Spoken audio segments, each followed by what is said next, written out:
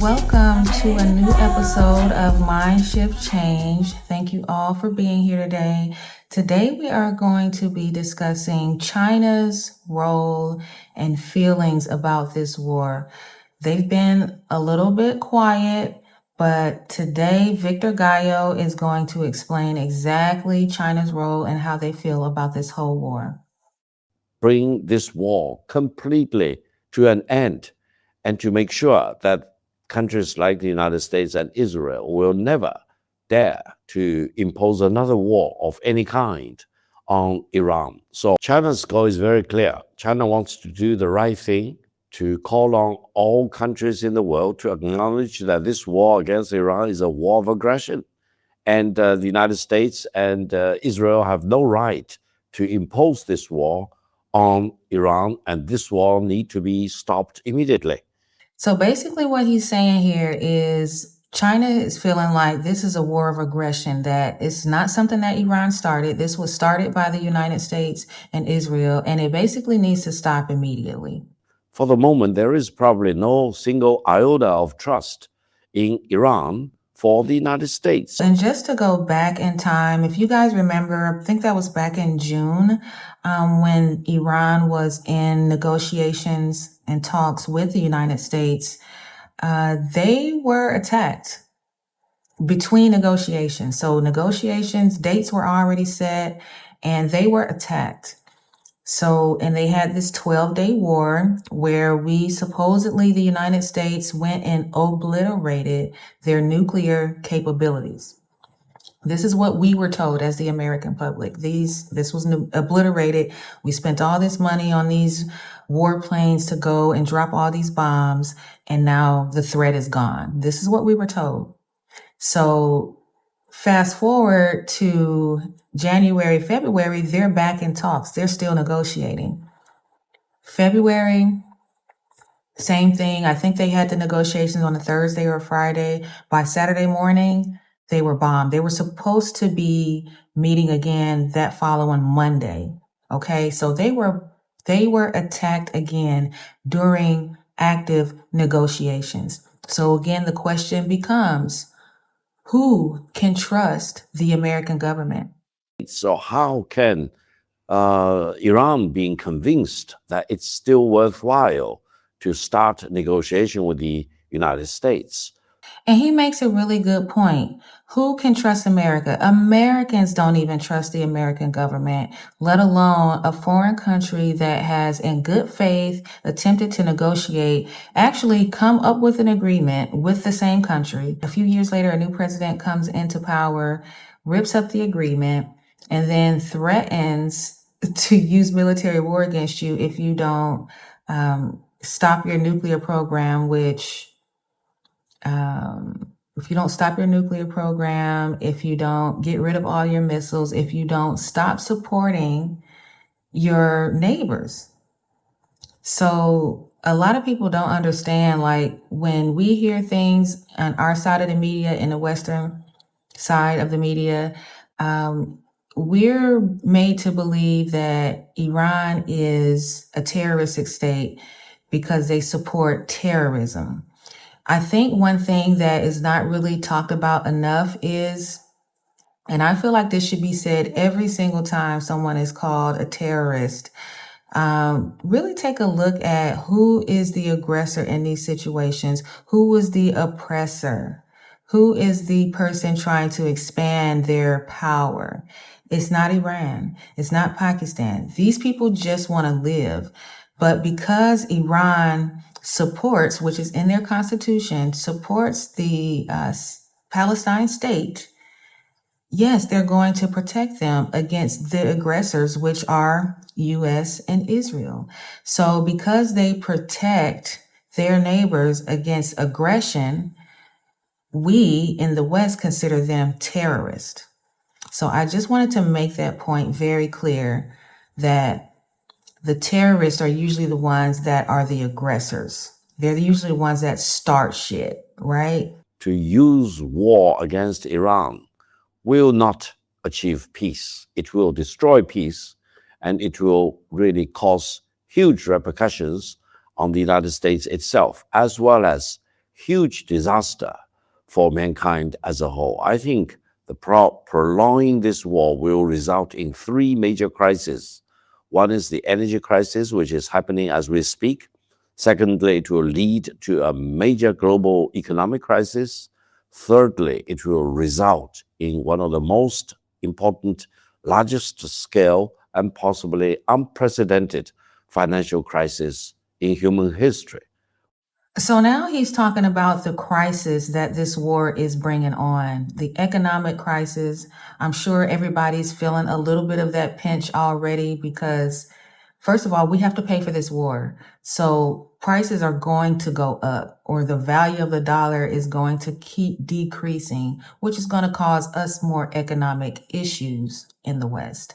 So the energy crisis, guys, we are just seeing the beginning of this. A lot of people have already saw their gas increase, the price of gas for their vehicles.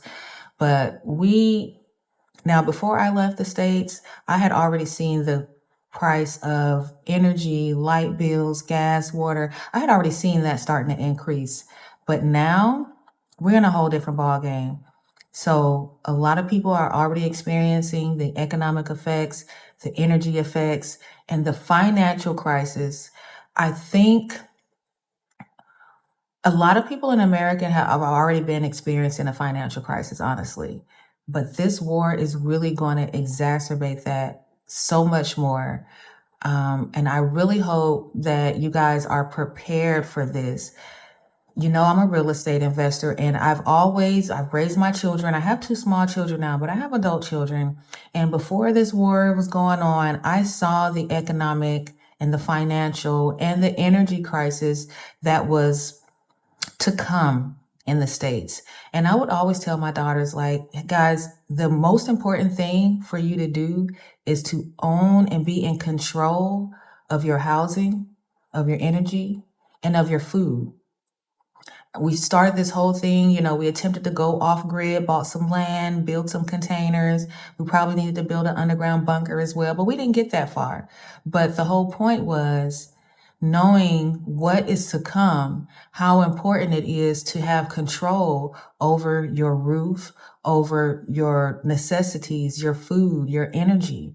Because as long as the government is in control of those things, especially our particular government in the United States, I think we're going to have some issues. So it's so important, guys, to start planning. If you haven't done so already, I'm not going to say it's too late. It's not too late, but you really need to put things into perspective and start planning on how you're going to get control of your roof, of your energy, of your food. Guys, we went to public school. I went to public school. I was not taught how to garden, how to feed myself, how to create electricity, how to do anything but follow directions so that I can be a slave in the future. So it's not too late, guys, but just stay tuned because he has so much to say. Indeed, as this war of aggression against Iran launched by the United States and Israel has fully exposed, the greatest certainty in the world of today is the uncertainty of President Trump and his government. And the greatest predictability in the world of today is the unpredictability of President Trump and his government. This is the reality. I think more and more people should agree with what I just now said. Of course, I'm going to be the first person to stand up and say, I agree with Victor. We just can't be trusted. And one of the reasons is because our current president is so unpredictable. And I have been watching this from afar, guys. Before I left the States, I used to work with teachers, the teachers union, with 401ks, and a lot of people are depending on their security for their future. And with things being as unpredictable as they are, they're affecting people's savings. So some of us don't have savings, some of us do. It's bad for all of us. It's bad for all of us. So him being unpredictable has caused a lot of us a lot of problems, and I don't think they're over yet. So guys, we gotta buckle up. When history looks back at this year, the year of 2026, because of what the United States has been doing since the beginning of this year, for example, launching this war of aggression against Iran, launching military actions against Venezuela, abducting, hijacking the president of Venezuela and the first lady, for example, and threatening Canada with taking over Canada, threatening Greenland, threatening to violate the sovereignty and territorial integrity of Denmark, threatening wars against so many other countries. The history in the future will look back at the year 2026 and mark it as the beginning of the end of Pax Americana. No matter how you define Pax Americana is coming to an end. And this year is the beginning of the end of Pax Americana. Whatever President Trump and his government are doing right now only have one result or one impact. That is to further accelerate the demise of Pax Americana. He touched on so many different things, but the most important is 2026, when our grandchildren, if we make it through this, when they look back on history, 2026 is going to be the year where you see the greatest decline of our American government, society, way of life. I have to agree with him on this because, again, I've been watching the decline for so many years. But the important things that he said, like going to a war with Venezuela, I'm going to call that a war because we were dropping bombs, we were killing people, we were destroying families. And not only did we kidnap their current president, everything that we've done has been like rogue and barbaric. So we're really 2025, 2026, we have really been showing our true colors, our true culture, and how we think that we're going to have this global hegemony or else, like by any means necessary. We'll do whatever we have to do. If we have to bomb people, innocent people, children, whatever, we're going to maintain control over the world. Do you know how crazy that sounds? That is what has been going on for so many years, guys. The reason why we have so many assets around the world is because we want to be able to control them. We want to be able to control the areas that we're in. We want to be able to jump up and fight anytime we need to. If we need to take over, like, we have to have this presence in all of these places around the world so that we can maintain control. That is American domination. So that's what he's talking about. And I agree. I feel like 2026 is really going to be that marker because it looked like we had a victory in Venezuela, especially with our propaganda. But now with this particular war against Iran, propaganda can't even do the job. It cannot even cover up what's really happening and what's happening at the gas pumps, what's happening at the grocery store, what's happening to your light bill, what's happening to mortgage rates, what's happening to children that are growing up with no opportunity to even get into the housing market because they're going to be so busy paying for all of this stuff that we're doing right now. Therefore, philosophically speaking, we need to be very much convinced about this almost inevitable turn in history, the course of history which is being played out, and we do not need to rush it. It will come to an end under its own weight. What I'm taking from what Victor is saying right there is we're already in quicksand. So that's the reason why China's kind of sitting back. You know, they're like, hey, they're already in their decline, in their demise. We don't even have to say anything or do anything. We don't have to stand up to them because they're already falling. They're already falling. I agree. I agree. And what President Trump and his government are doing are accelerating the final curtain fall for Pax Americana. Now, I said this the moment Trump got into the presidency. I was talking to my mom and I'm like, listen, we didn't really have great options to choose from. But what Trump is going to do, as opposed to what, say, the Biden administration, if they were able to continue this situation, I think they would have just, stretched it out, like not did anything too major, try to convince the American public that everything is okay, that their job growth is great, GDP is great, don't go anywhere, keep on putting all of your ducks in this bucket here, and everything will be fine.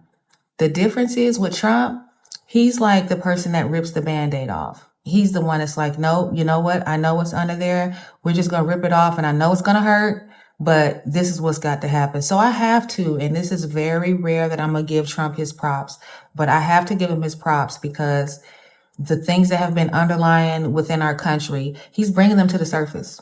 He's bringing them to the surface, and as much as it hurts, as much as it feels like a punch to the gut, as much as it feels like a golden shower rather than the golden age that he promised us, is very necessary. Very, very necessary.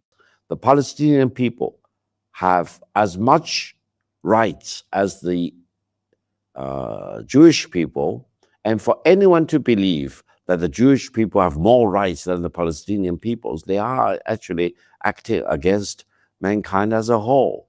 Therefore, if you look at what China is doing and comparing China with any other country, China in the world of today is the staunchest supporter of the inalienable rights of the Palestinian people and of the two-state solution. And I believe China will continue to do so. He made a very good point here.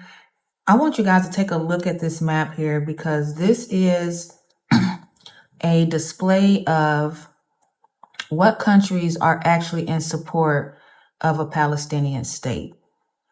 Just in case you didn't know, I just want y'all to take a look here because, of course, Israel is not in support, but that's why they keep expanding their borders and kicking people out of their homes, forcing people, killing people. They don't respect Palestinian lives and for Palestinian to have their own sovereign state. So that's why they've been oppressing them since the 40s. There is only one litmus test as to which country is a real friend of the Arab people, of the Muslim people, of the Islamic world.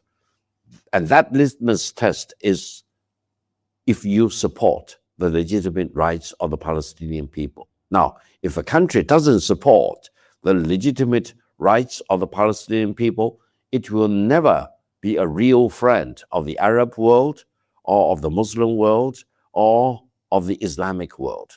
Victor makes a great point there. You know, if you're not in support of a sovereign people who have lived there, who have made their life in a place, in a land, if you don't support people for having their own sovereignty and just being able to live like within their borders, their house that they're built, their land that they own, to be kicked out because of religious dogma, because your God told you that you were the chosen people and that you're able to just confiscate all this land around you so that you can grow to a bigger nation. If you are cool with that as a country, something wrong with you. Something wrong with you. And you don't know when you might be on the chopping block next. I support a Palestine state. I am a United States citizen, but there's so many citizens that know that this is wrong. Some people are scared to say it, but I'm not. This war is a war of aggression, and there are war crimes committed against the people in Iran, and there are shocking developments in this war. And there is no single benefit I can ever think about as far as China is concerned. China is completely calling for an immediate end to this war and for thorough investigations into any possible war crimes or crimes against humanity being committed in the course of this war. And for any country to dare to launch a war of aggression in the middle of an ongoing negotiation should be really investigated. I'm sure everybody is already aware that Bibi is under investigation for war crimes. This is not his first rodeo. This is not his first rodeo. And why do we keep aligning with people who are okay with doing war crimes? Well, just listen to Pete, listen to Trump, listen to these people talk, and you will understand how we can so easily align with another country when their leader is under current investigation for war crimes. He's been doing this. He's been calling for this. He has not been silent about it. But because he has the backing of the good old United States, the old powerful America, then he just continues to do what he does. And then our president tries to step in and say, hey, don't prosecute him. Y'all go ahead and let him go. Y'all know he a good guy. He a good guy. He one of us. That's not going to keep flying. It's not going to keep flying. China now accounts for more than 1/3 of global manufacturing output, larger than the United States, EU, and Japan combined together. And the Chinese yuan, the renminbi, only accounts for about 3% in international trade in terms of settlement and payment.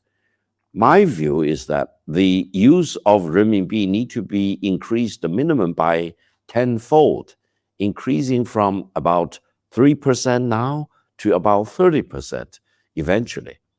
By reaching 30% for the renminbi in global international trade, it will be just more or less proportional to the weight of the Chinese manufacturing and the Chinese contribution to additional GDP growth in the world. Yet another good point. You know, whether you buying clothes or you buying something at Walmart, Dollar General, wherever you go, I mean, I'm going to say 9 times out of 10, stuff that you buy is made in China for us in the United States. Now, I'm not in the United States anymore, so I do see things that are not made in China more often than I did when I lived in the States.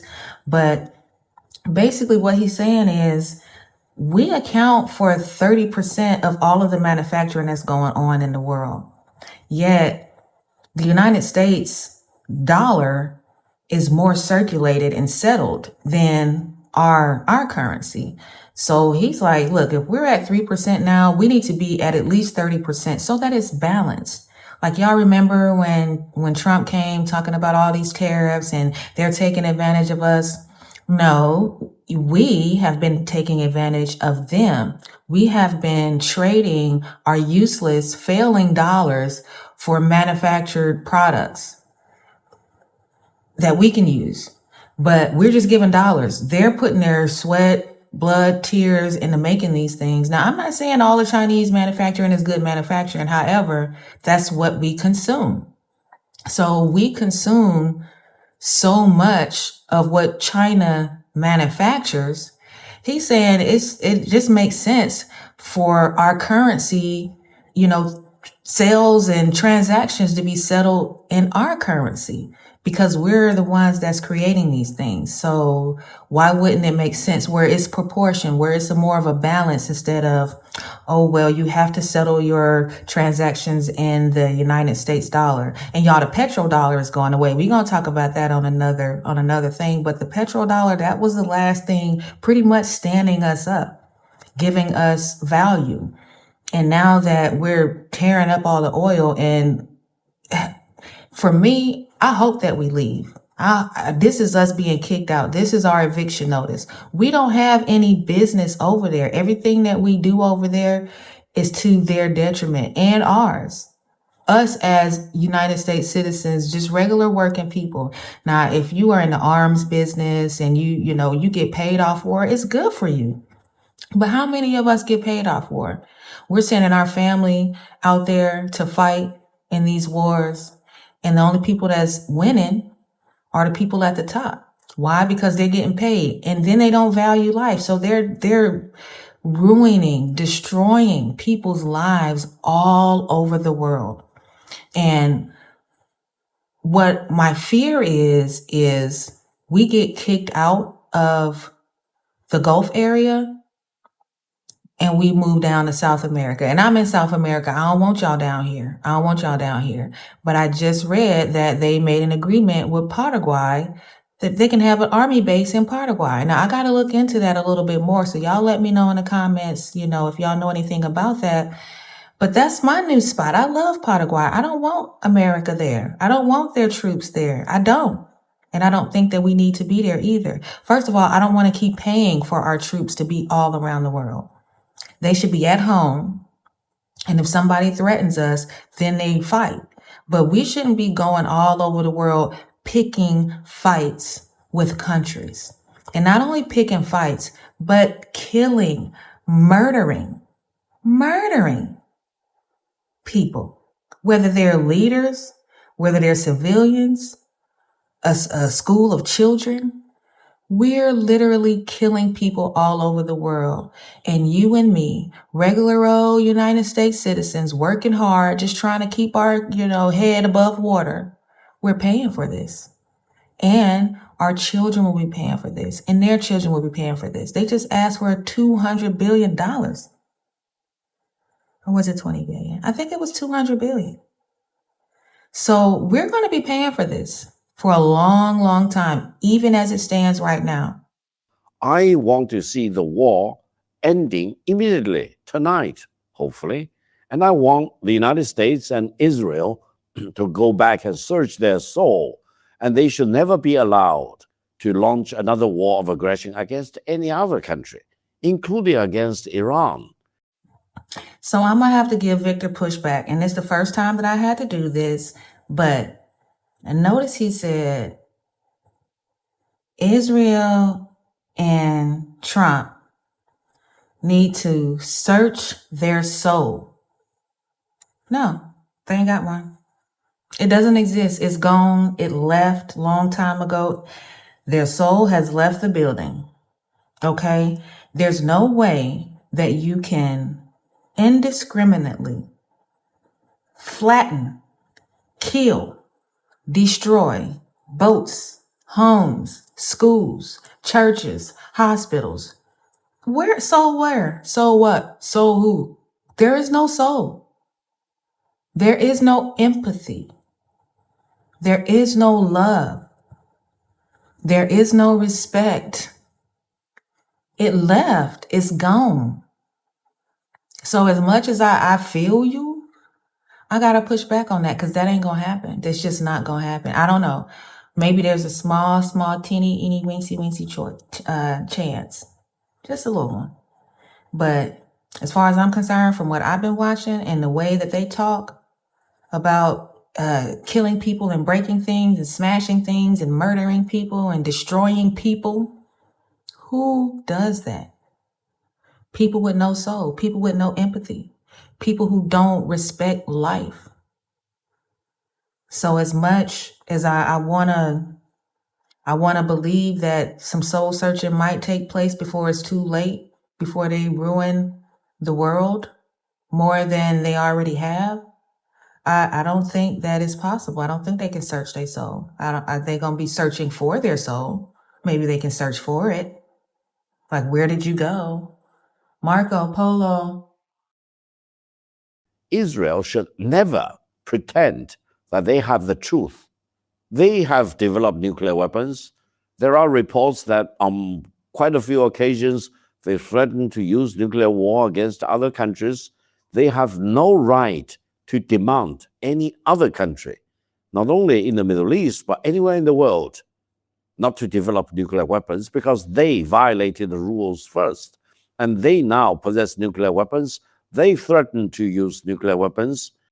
So this is the meat and potatoes, guys, because this is what will affect us all. Regardless of where something nuclear drops, we all can get fallout behind this. We all can suffer from radiation poisoning from this. So if you don't know about the Samson option, Israel lives by this. That's like a part of their culture history. Okay. They believe that the Samson guy, he was about to be killed by all these people. So instead of him being killed, he basically brought the whole building down on himself and everyone else to prevent him losing. And not only do I feel like Israel will do that, like in a minute, I talked to my cousin. He's from the future, but this happened back in 1950. So y'all gotta go, 64. So y'all gotta go check out the videos for that. But basically, my cousin told me that our president was going to get so much condemnation from the rest of the world that we were going to drop the first nukes. So I kind of feel like we're going to be the ones behind it. I mean, we have over 5,000 nukes. Israel has 90.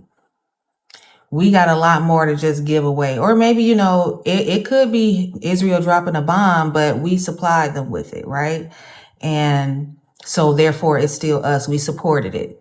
So I guess Israel could still drop it and it's still us because it's our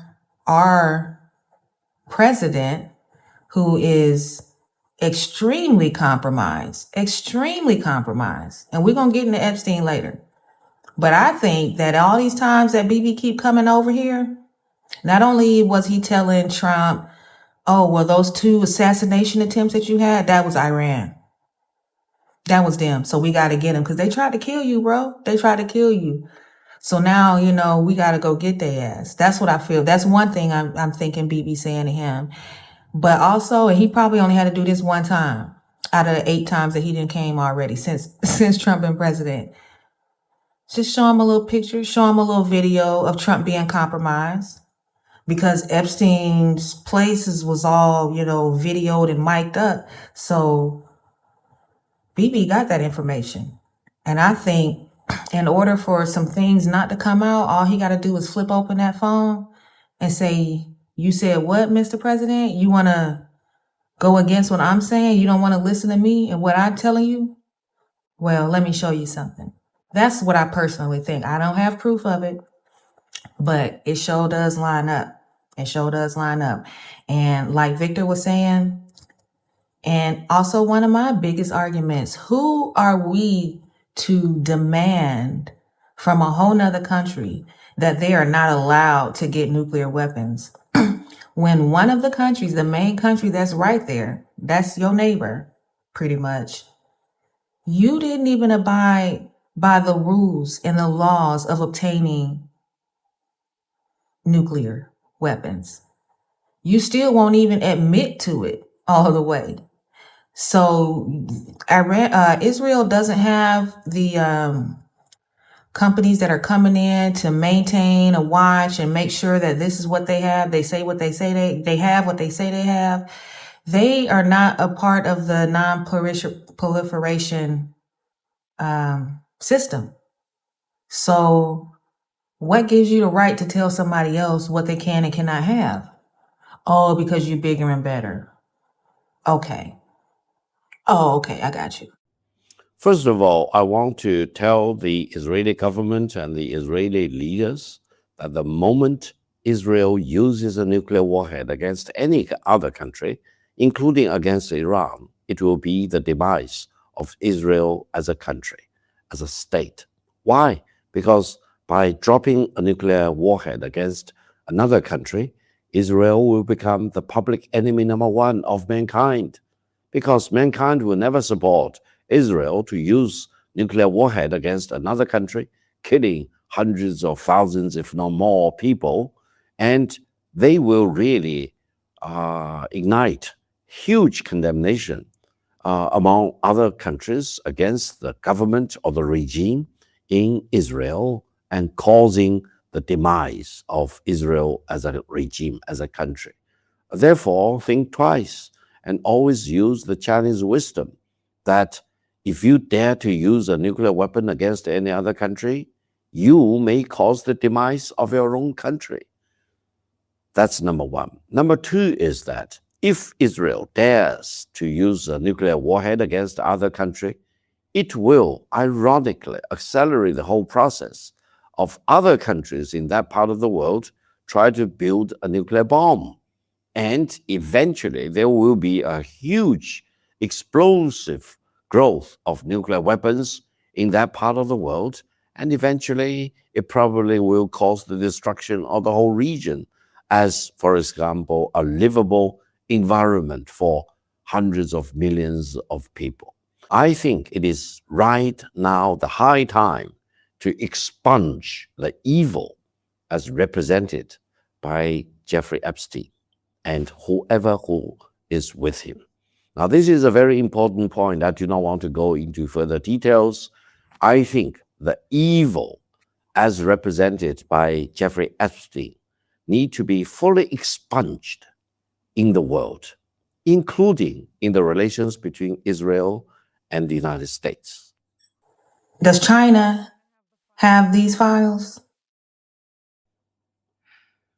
Well, eventually everything needs to come out to the sun. Let's wait. China will never give in to any pressure by any country if they want to bind China with their unilaterally imposed sanctions against any other country. China never will give in to such unilateral sanctions unless they are blessed with the Security Council of the United Nations. China's like, look, we're not going to deal with all that sanctions. We're not going to give in to your bulliness. But I always wonder, like, when I listen to a lot of the financial talks and speeches and meetings that they have, our number one thing that the representatives from the United States say is China is our number one threat. And if we don't put all this money towards AI and data centers, then China's going to win. Well, we can't let China win. We can't let... Fool, China already won. What you mean? Are you serious? Are you serious right now? So I used to wonder, like, if China's such a big threat and you doing all this and putting all this money towards beating China and they can't win and they can't have this, why you ain't never attack them since they such a threat? You never attack them. They have nuclear weapons, some 500-600, but enough. And China army, have y'all seen them walk? You seen them march? I'm not playing no games with China. I don't even want to visit China, okay? Because I'm an American citizen. I don't even want to visit. They got it. They won. We trying to fight a war that we can't win yet again. Yet again. And who are the major losers? Us. Who are the winners? Yeah, some of them people in the stock market, these certain companies, because they know how to play the game. They know when Trump gonna say what he gonna say, so they can make their money, pull on out, and all us little people still be jacked up, even in a worse position than we was before we started. Iran right now is exercising right of self-defense. Iran is being invaded. Iran is being bombed out by other countries which deliberately invaded Iran. Iran is fighting for its own survival.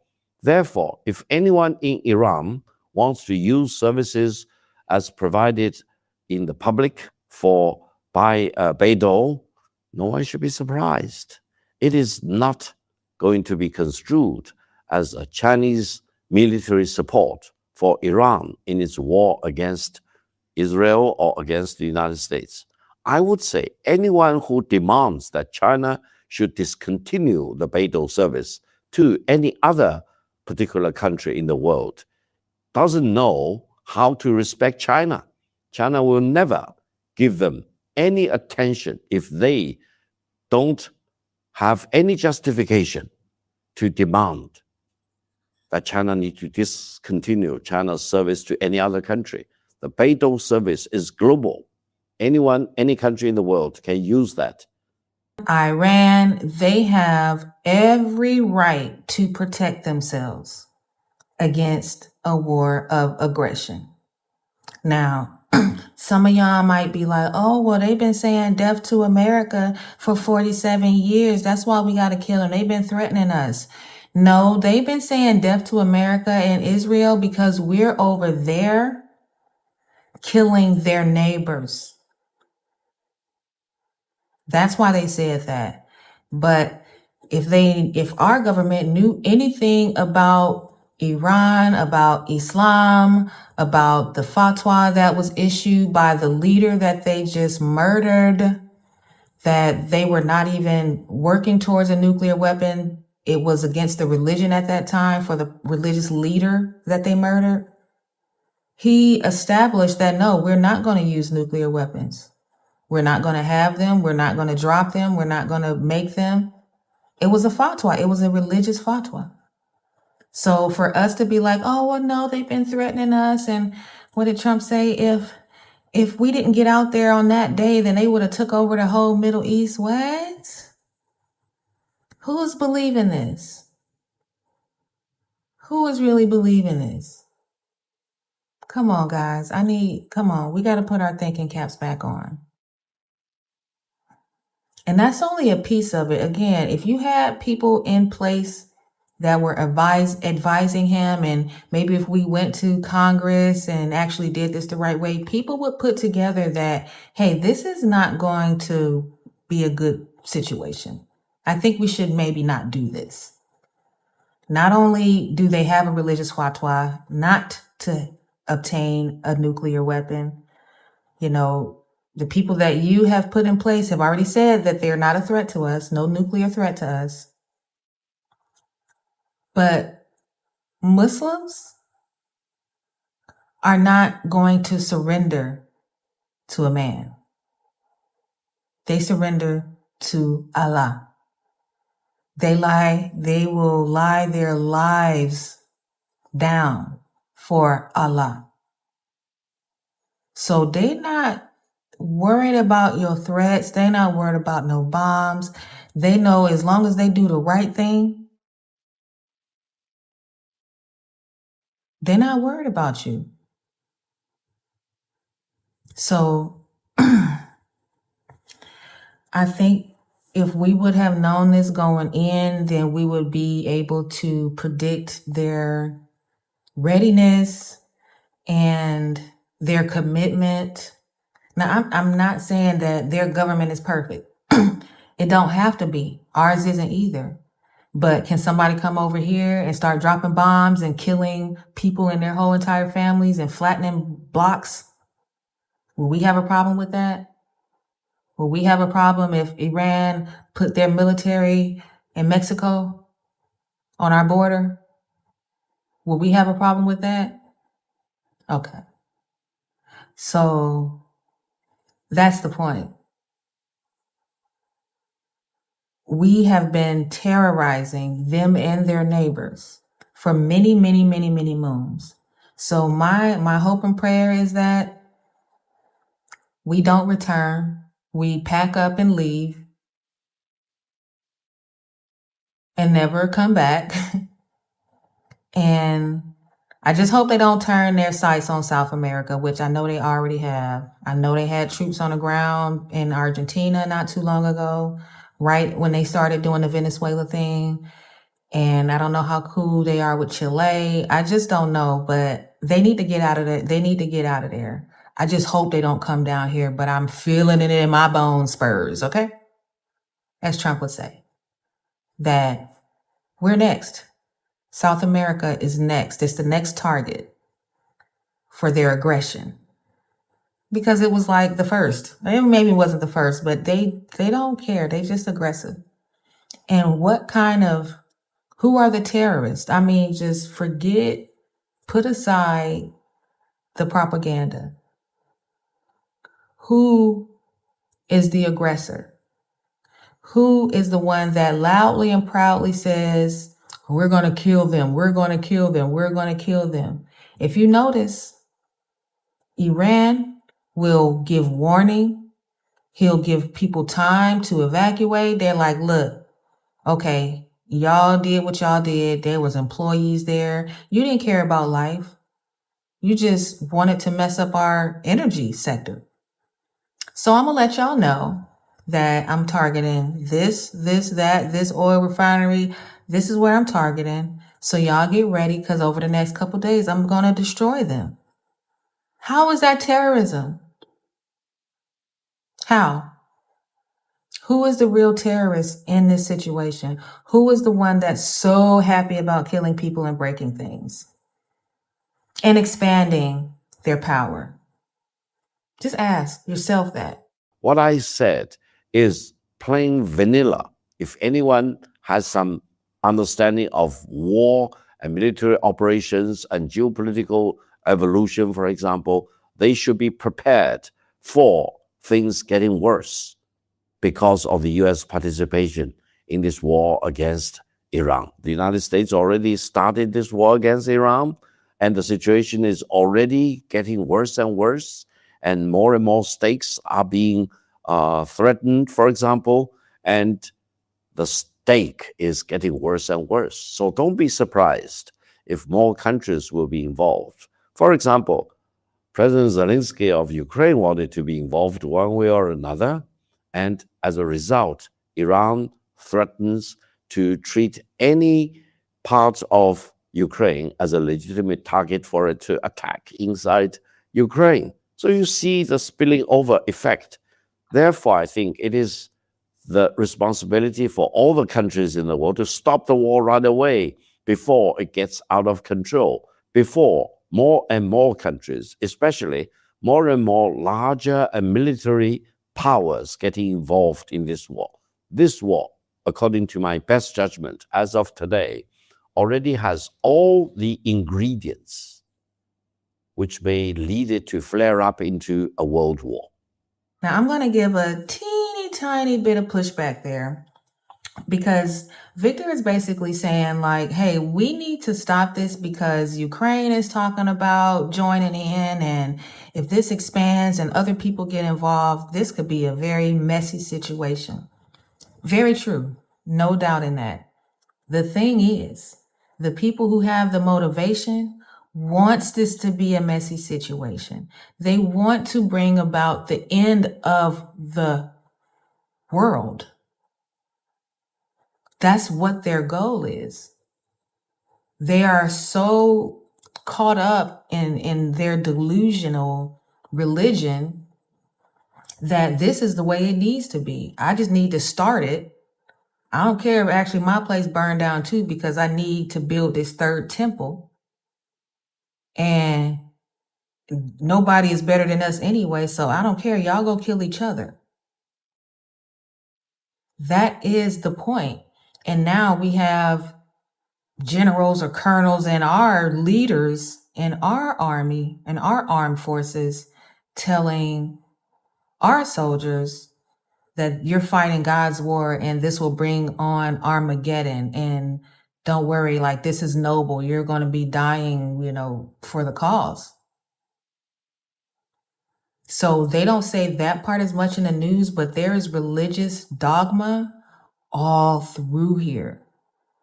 They are really trying to bring about the end of the world. So that is why I don't doubt the fact that they'll go nuclear. I don't doubt it. I don't doubt it. First of all, Iran has fully punctured the invisibility of the anti-missile system claimed by the United States. Iran has fully punctured the so-called Iron Dome or the David Sling or the other David Sling, etc., all these anti-missile systems claimed by Israel. This is profound.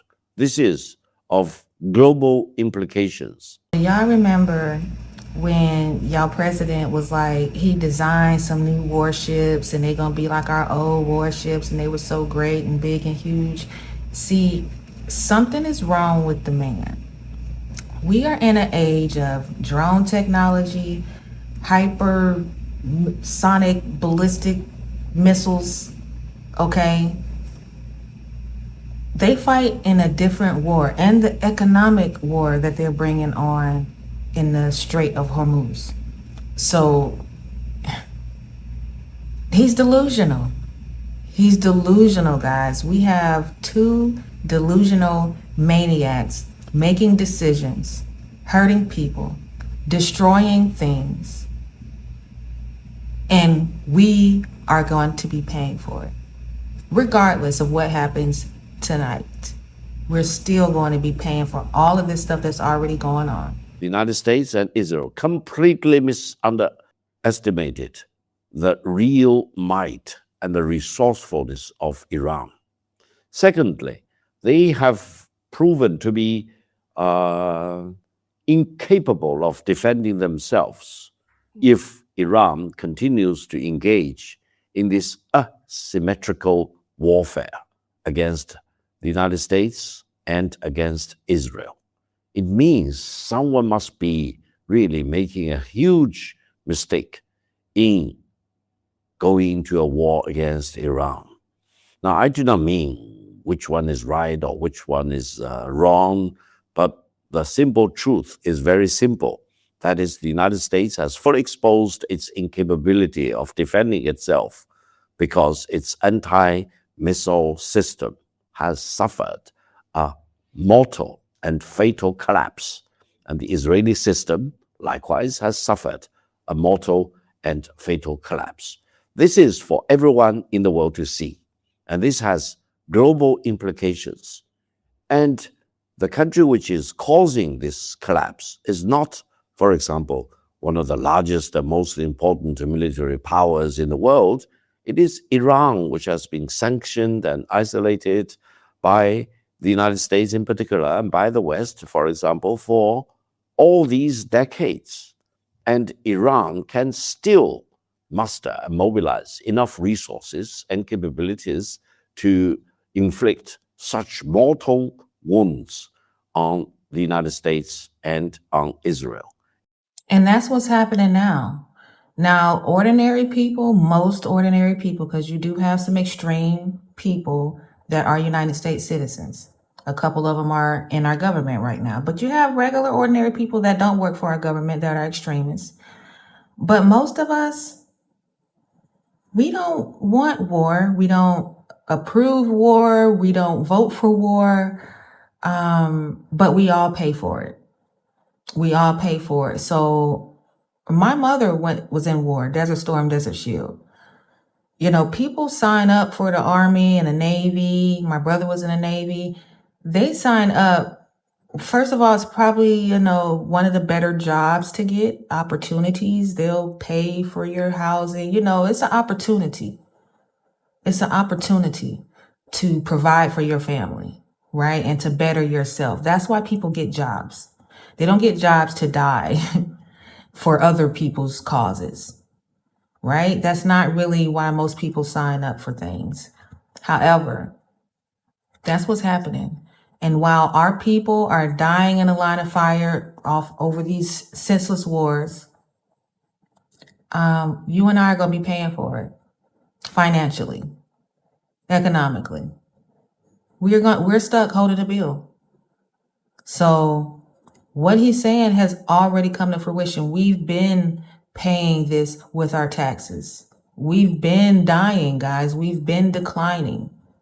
It's just now in 2026, this is the part that the whole world can see. See, sometimes you can only experience things if you're there.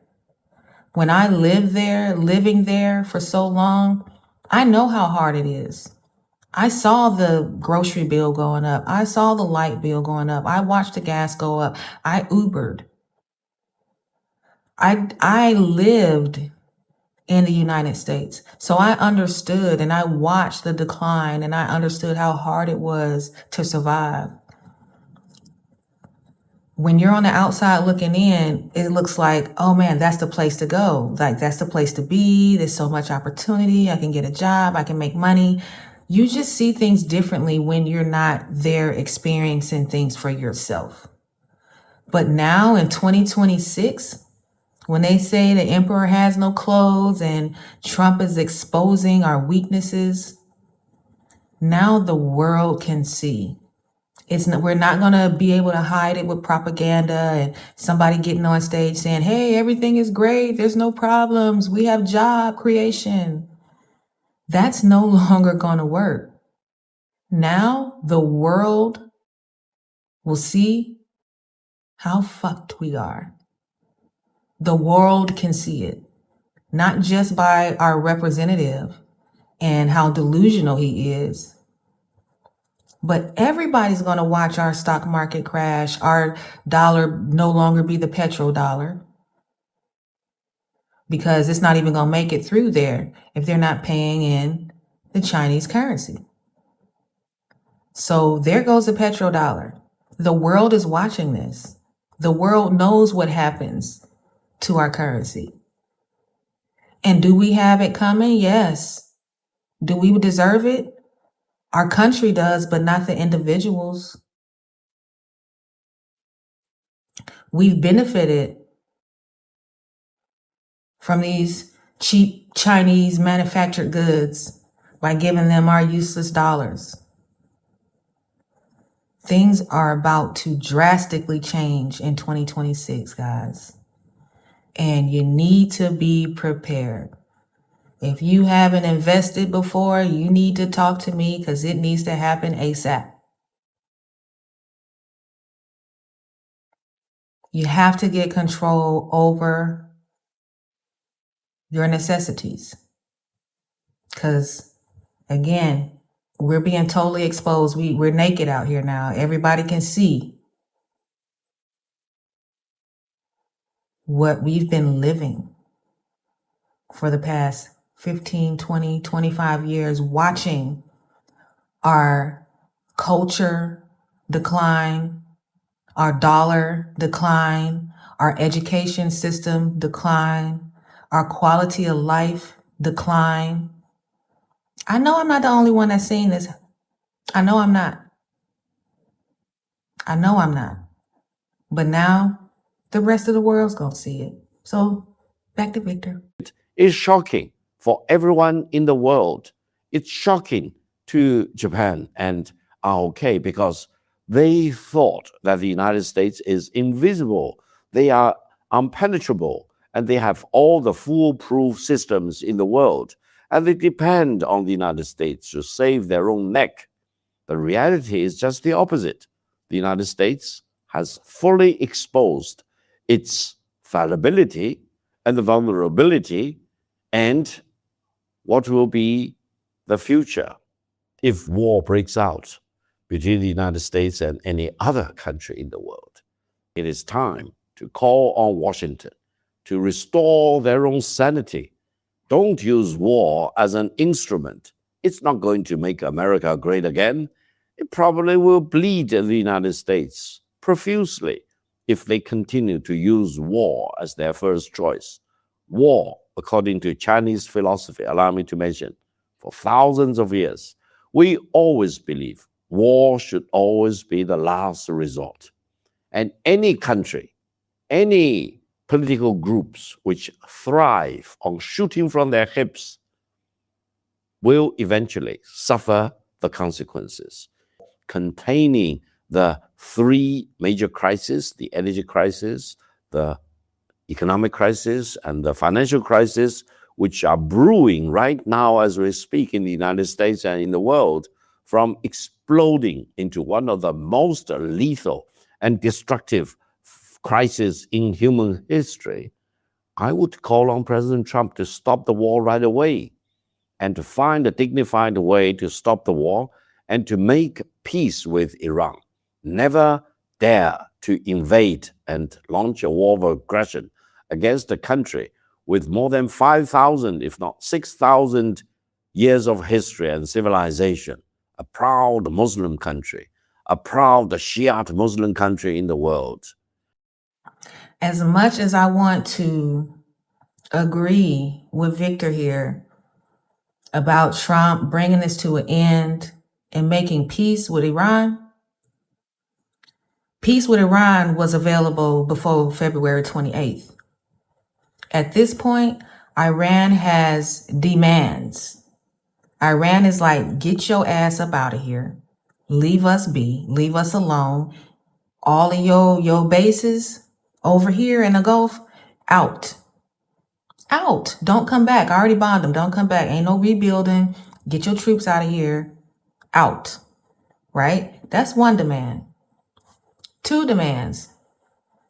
Yemen, Palestine, leave my people alone. Security. Security guarantees. Do not touch them. No expanding borders. None of that bullshit. Right? That's two. Number three, which I hope they a little bit, they can adjust a little bit, because I can't see Trump paying for anything that has to do with the good of the people over there. So what he's saying is, y'all need to pay for the damage that y'all have done, the destruction that you've caused. You need to pay dearly. You And whoever supported you, whoever airspace you was flying in, whoever land you was launching missiles from, the UAE, all y'all figure it out, put y'all heads together. Y'all need to pay for the death and destruction that you caused in our country. Those are demands. That's not a ceasefire. That's not, okay, well, we'll stop dropping missiles. No, those are demands. Until you meet those demands, fuck you. And the horse that you rode in on. That's what Iran is saying. Because we told you. We warned you. And even though the first day of this mission, this excursion, and we got another video about that. But even on the first day, you killed over 150 school children. And we still didn't give you the business. They have practiced so much restraint during this war. You wonder, where does that come from? Again, that's their religion. They respect God. They do respect life. Now, they might handle their laws a certain way there to keep their things in track, just like we do. We have death penalties. We lock people up. We do all that. So I'm not saying it's either right, wrong. All I'm saying is, when it comes to this war and it comes to life, they do things in a religious order. They don't step outside the bounds because they fear Allah. They fear the wrath of Allah. And they ain't no bitches. They're not about to lay down just because you got a bigger weapon or you got bombs. This is an asymmetrical attack. Asymmetrical attack. They are going up against 2 nuclear powers that aggressively started a war with them, and they still didn't lay down. They still wasn't like, oh, okay, well, we give up because I'm sure y'all can beat us. I'm sure y'all can just smash us. They didn't do that. And they're not going to. And that's the whole point. Our delusional team over here in the United States still thinks that, well, if we just bomb them a little more, we'll make them capitulate. And they're not going to do it. And as long as it takes for us to figure that out, you and I got to pay for this. We have to pay for it dearly. So the bombing of the World Heritage Site, for example, including that Palace of Mirrors, etc., is a crime against humanity. Why do you want to single out a palace, which is generally believed as a World Heritage Site, to bomb? You want to eradicate the Iranian civilization, the Persian civilization. You want to claim that you are the most glorious nation of the species in that part of the world. This, in my best judgment, based on my study of the law, is a crime against humanity. And to bomb out and killing up to about 200 schoolgirls is a war crime. There should be no shirking of responsibility. It's a war crime for any country, for any military, to kill almost up to about 200 innocent schoolgirls is nothing short of a war crime. So I hope investigation will be conducted eventually in due course into all these wars of aggression, war crimes, crimes against humanity, for example, and crimes against mankind. So I hope justice will be done and the root causes giving rise to this war will be completely taken out. And the evil, as represented by Jeffrey Epstein and whoever who is behind him, will be fully expunged in the world of today, making the world a better place, a safer place, and in its turn, making America truly great again. guys, we have gone through all this, and basically what China is saying is United States and Israel are committing war crimes, crimes against humanity. Okay? And that they need, the people in power need to be prosecuted. This should not go away. These people need to be punished for the death and destruction that they have caused on so many people. So many people. That's China's stance on it. And their philosophy teaches them that they really don't need to intervene in order for justice to come, as long as they're standing on the right side of history. And I personally believe that they are. Now, are they perfect? Do they have that situation with the Uyghurs? Hey, I'm not saying they perfect, but when it comes in that side, they're going to be, having an answer for it. But when it comes to this war, the war that's a global situation, they're standing on the right side of history. They're standing in support of Palestine. They're standing in support of Iran, Russia. And honestly, I think they're already winning. They're not even in the war and they're winning. As bad as we, as United States government, consider China our enemy, they're public enemy number one, really. If you let these financial people tell it, if we don't put thousands and millions and billions of dollars into this, then China's going to win and we can't let them do that. I mean, China already won. Let them have it. What are we good at? All we can do is make typewriters? Like, come on, we got to figure out, let's get back to our soil. What can we produce here?